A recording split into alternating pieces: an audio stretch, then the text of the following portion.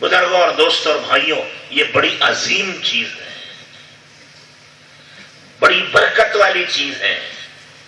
اسی سے ہدایت ملتی ہے، اسی سے دنیا میں امن و امان آتا ہے، اسی سے دنیا میں پیار و محبت آتی ہے، اسی سے دنیا قائم ہے.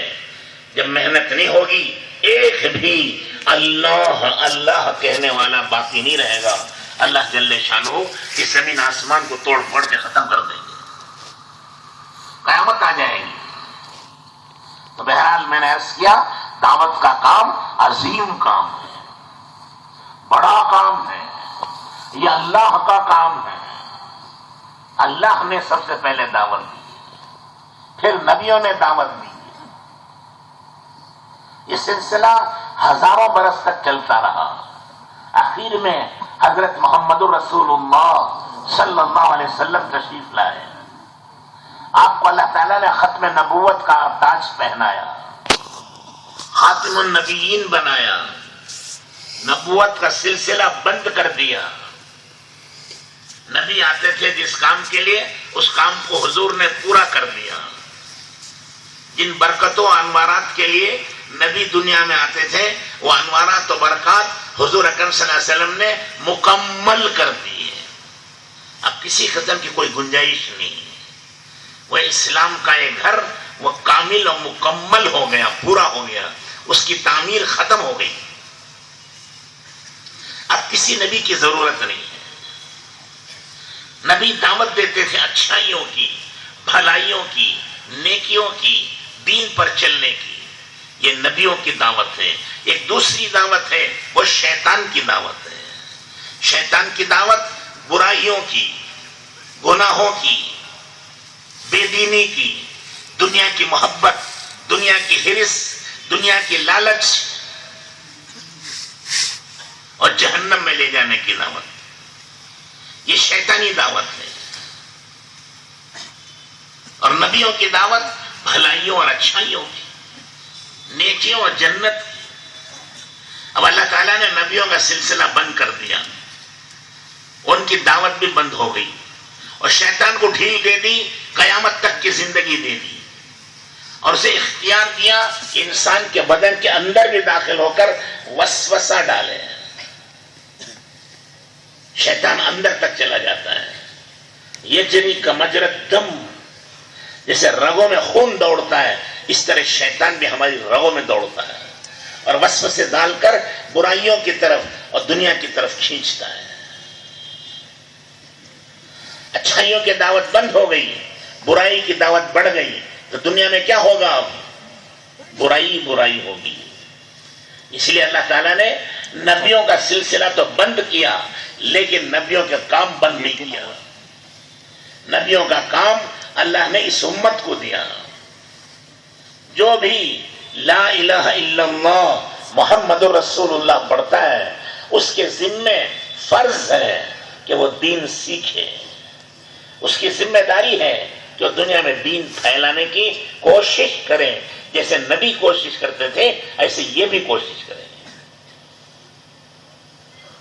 رسول اللہ صلی اللہ علیہ وسلم نے اسی ترتیب پر امت کو کھڑا کیا. اور چونکہ نبی دنیا میں آنا نہیں ہے، امت کو دنیا میں کام کرنا تھا، اس لیے اللہ نے بھی سب سے پہلے دعوت و تبلیغ کا کام سکھایا. دین بعد میں دیا، نماز بعد میں دی، روزے زکوٰۃ حج بعد میں آئے. پہلے آیا ایمان اور ایمان کی محنت. مسلسل 13 سال تک یہ محنت کی، اور جو ایمان لاتا تھا اس کے ذمے تھا دعوت دینا. حضرت ابوبکر صدیق رضی اللہ تعالیٰ عنہ سب سے پہلے مسلمان ہوئے، ایمان میں داخل ہوئے. شام تک گشت کیا، اپنے دوستوں کو لائے، 6 کو لے کر آئے.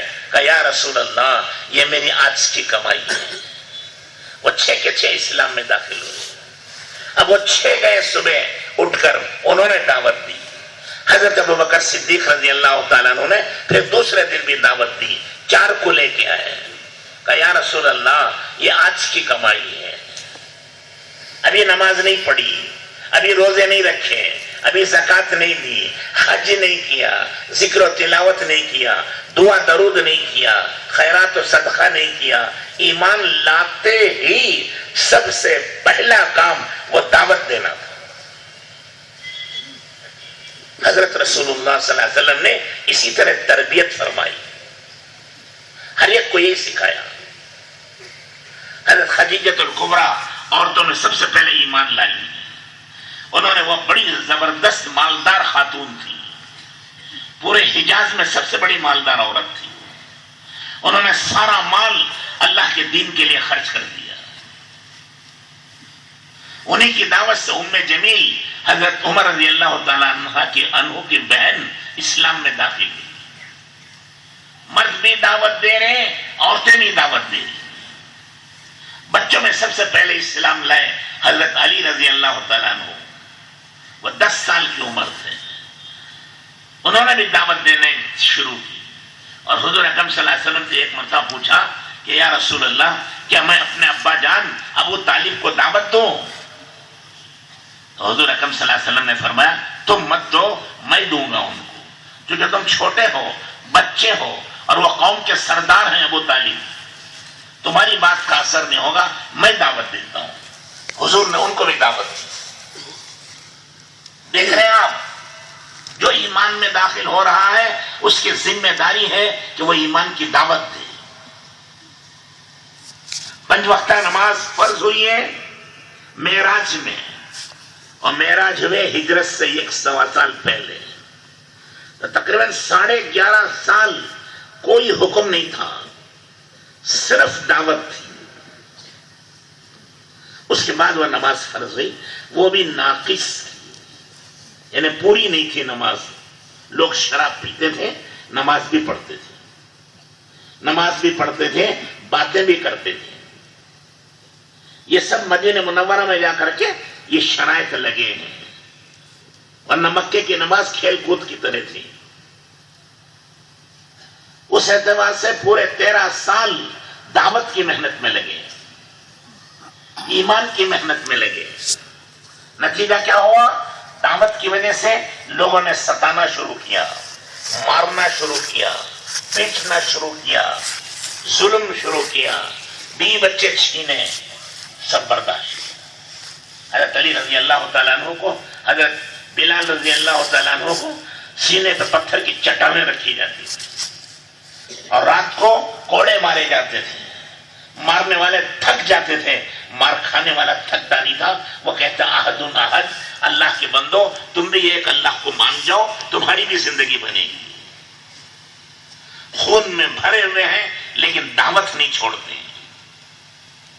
حضرت خباب رضی اللہ تعالیٰ عنہ کو انگار میں ڈال کے گھسیٹا جاتا، اور کوئی اس کے اوپر آگ کے اوپر کھڑا ہو جاتا تھا، آگ پر حضرت خباب اور اس کے اوپر آدمی کھڑا ہو گیا تھا۔ زندہ انسان جل کر کے پورا گوشت جل جاتا تھا، ہڈی جل جاتی تھی، لیکن جل جل کر بھی وہ کہتے تھے احد احد، اللہ کو ایک مان جاؤ، تم کامیاب ہو جاؤ۔ حضرت عثمان رضی اللہ تعالیٰ عنہ کے چچا نے چٹائی میں لپیٹ کے ان کو دھواں دے دی اور بے حساب مارا ان کو۔ اب مارو، کوٹو، کتر دو، قیمہ بنا دو، پھانسی کے تختے پہ چڑھا دو، جلا کے راکھ کر دو، اب دعوت نہیں چھوٹے گی، یہ ایمان کی محنت نہیں چھوٹے گی۔ اب ان مشقتوں کے ساتھ ایمان حاصل کیا تھا، وہ ایمان ان کے دل و دماغ میں، رگ و ریشے میں اتر گیا تھا۔ پھر کسی چیز کی حیثیت و قیمت ان کی نگاہوں میں نہیں تھی۔ عبداللہ ابن حذافہ رضی اللہ تعالیٰ عنہ ایک صحابی 200 آدمی کی جماعت لے کر گئے، روم کے ایک بادشاہ نے گرفتار کر لیا، اور حضرت عبداللہ ابن حذافہ سے کہا ایمان چھوڑ دو، تمہیں آدھی سلطنت اور آدھی حکومت دے دوں گا۔ سن رہے ہیں؟ آدھی سلطنت کتنی ہوتی ہے؟ آدھا ہندوستان، قیامت تک نہ کمائے اس کا خاندان تو کھا سکتا ہے۔ تو بادشاہ نے کہا لو، آدھی سلطنت اور حکومت میری لے لو، ایمان چھوڑ دو۔ حضرت عبداللہ ابن حذافہ نے کہا ارے بے وقوف، تیری آدھی حکومت نہیں، ساری دنیا کی حکومت دے دے، مشرق مغرب شمال جنوب سارے عالم کی اور ساری دنیا کی حکومت اور خزانے تو مجھے دے دے، اور یہ کہہ دے کہ ایک سیکنڈ کے لیے ایمان چھوڑ دے، تو میں ایک سیکنڈ کے لیے بھی ایمان چھوڑنے تیار نہیں۔ ایک سیکنڈ کا ایمان ساتوں آسمانوں اور زمینوں سے زیادہ قیمتی ہے، ساری دنیا سے زیادہ قیمتی ہے۔ ساری دنیا ایک دن ختم ہو کر فانی ہو جائے گی، فانی ہو جائے گی، ختم ہو جائے گی، ایمان باقی رہے گا۔ یہ ایمان قبر میں بھی اس کو جنت بنا دے گا، حشر کے میدان میں عرش کے سائے میں موتیوں کی کرسیوں پہ بٹھائے گا، یہ ایمان اسے جنت لے جائے گا، یہ ایمان حضور پاک صلی اللہ علیہ وسلم کی شفاعت دلائے گا اور حضور کے ساتھ جنت میں رکھے گا، اور یہ ایمان اللہ کی رضامندی اور خوشنودی دلائے گا اور اللہ کا دیدار کرائے گا۔ اس کی قیمت کو کون پہنچ سکتا ہے؟ تو بادشاہ سے کہا تو پاگل ہے، تیرا دماغ خراب ہے، تو اتنی بڑی قیمتی اور ایمان کو یہ چند ٹھیکروں میں اور چند کوڑیوں میں خریدنا چاہتا ہے۔ ساری دنیا بھی دے دے تو میں ٹھوکر مار دوں گا، ایمان ایک منٹ کے لیے نہیں چھوڑ سکتا ہوں۔ حرص و لالچ سے کام نہیں چلا تو اس سے بادشاہ نے کہا اس آدمی کو کھڑا کر کے چاروں طرف سے تیر چلاؤ، اسے لگے نہیں، صرف اس کے آزو بازو سے اوپر سے گزر جائے تاکہ دیکھ کر یہ گھبرا جائے۔ تیر چلایا تو گھبرانے کا کیا ہے؟ وہ ایمان محنت سے سیکھا ہے، ہم نے ایمان سیکھا ہی کہاں ہے؟ ہم تو مسلمان کے پیٹ میں پیدا ہو گئے، مسلمان ہو گئے، محنت اس کے لیے کچھ نہیں کی، مجاہدہ اس کے لیے کچھ نہیں کیا، تکلیف اس کے لیے کچھ نہیں اٹھائی۔ یہ سمجھ گئے کہ ماں باپ مسلمان، ہم بھی مسلمان ہیں، مسلمان کے گھر پیدا ہو گئے، مسلمان ہو گئے۔ کیوں بھائی؟ ڈاکٹر کے گھر پیدا ہو اور تعلیم حاصل نہ کرے تو ڈاکٹر بن جائے گا؟ بولو بھائی۔ انجینئر کے گھر پیدا ہو اور وہ کالج نہ جائے تو کیا انجینئر بن سکتا ہے؟ چلو جان دے، بڑے بڑے کام چھوڑو، چھوٹا کام، ٹیلر کے گھر میں پیدا ہو تو ٹیلر بن جاتا ہے بغیر محنت کے؟ ارے بولو، بنتا ہے؟ کارپینٹر کے گھر پیدا ہوا، بغیر محنت کے کارپینٹر بنے گا؟ تو مسلمان کے گھر پیدا ہو جائے، بغیر محنت کے مسلمان ہو جائے گا؟ بے شک وہ مسلمان ہے لیکن مومن نہیں ہے۔ مومن تو محنت سے بنتا ہے، مسلمان تو ہوا ہے لیکن ابھی نام کا مسلمان ہے، کام کا مسلمان نہیں۔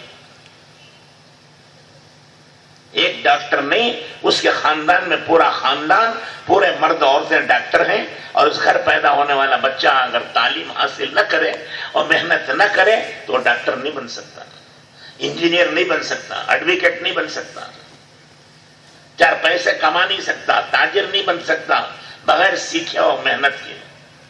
اور مسلمان، شیطان نے یہ دھوکہ دے دیا کہ ہم مسلمان کے گھر پیدا ہو گئے لہذا ہم سچے پکے مسلمان ہیں، مومن کامل ہیں، بلکہ ولی کامل ہیں، ہم اولیاء اللہ بن چکے ہیں۔ اس لیے دین سیکھنے کو اور جماعتوں میں جانے کو ضروری نہیں سمجھتے، کہتے ہیں ہمیں سب کچھ آتا ہے۔ تو میرے دوستو، یہ دھوکہ ہے، حالات پڑھتے تب معلوم ہوتا ہے کتنی سچائی ہے، کتنی امانت داری ہے، کتنی رسول اللہ کی سنت پر اس کا عمل ہے، تو وقت پر معلوم ہوتا ہے۔ عبداللہ ابن حذافہ کا وقت ہے کہ ان کو ستایا جا رہا ہے اور مارنے کی کوشش کی جا رہی ہے اور لالچ بھی دلا رہے ہیں، لیکن کسی چیز سے وہ ایمان والا حرکت نہیں کرتا ہے۔ مارنا چاہو مار ڈالو، چھوڑنا چاہو چھوڑ ڈالو، میری جان بچے نہ بچے مجھے جینے مرنے سے کوئی تعلق نہیں، مجھے تو اللہ کو راضی اور خوش کرنا ہے۔ جب اس کا بس نہیں چلا تو اس نے بڑی کڑائی کے اندر تیل پکایا، جیسے بڑے پکوڑے بھجیاں تلتے ہیں، اس میں 2 مسلمان قیدیوں کو ڈال دیا، وہ تھوڑی دیر میں بھن کر کباب ہو گئے، زندہ انسان جل کے ختم ہو گیا۔ عبداللہ ابن حذافہ نے کہا دیکھو اگر تم نے ایمان نہیں چھوڑا تو تمہارا بھی یہ حال ہوگا۔ ورنہ مزے کرو، آدھی حکومت تمہارے ہاتھ میں لو۔ حضرت حذیفہ نے کہا ارے تو پاگل تو نہیں ہے، 10 مرتبہ کہہ دیا ایمان نہیں چھوڑنا اور مجھے سلطنت اور حکومت نہیں لینا ہے، تو بار بار کیوں کہتا ہے؟ تو اس وقت حضرت کی آنکھوں میں آنسو آ رہے تھے۔ تو بادشاہ نے سمجھا اب یہ ڈر گئے، پوچھا پھر روتے کیوں؟ حضرت عبداللہ ابن حذیفہ نے کہا اس لیے رو رہا ہوں کہ میرے پاس ایک جان ہے اور وہ جان دینے کا وقت آیا ہے۔ ایمان کے لیے ایک جان دینا کوئی بڑی چیز نہیں ہے۔ میری تمنا تھی میرے بدن میں جتنے روئے ہیں، جتنے بال ہیں، اتنی جانیں ہوتی اور میں ایمان کی حفاظت کے لیے یہ لاکھوں جانیں قربان کر دیتا۔ یہ دنیا کو بتاتا کہ ایمان بچانے کے لیے لاکھوں جانوں کو ٹھوکر ماری جا سکتی ہے، لاکھوں جانیں قربان کی جا سکتی ہیں، لیکن جان بچانے کے لیے ایمان نہیں دیا جا سکتا۔ ایمان جان سے بڑی چیز ہے۔ یہ جان تو جانے ہی والی ہے، آج نہیں تو کل سب کی جائے گی، کوئی بچنا چاہے نہیں بچ سکتا ہے۔